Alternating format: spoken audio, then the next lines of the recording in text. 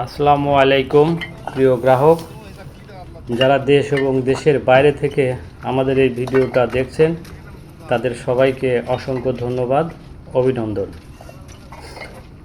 আমাদের আজকের এই গাড়ি দুইটা কয়লার ভাটার ইট বগুড়ার উদ্দেশ্যে লোড করা হচ্ছে।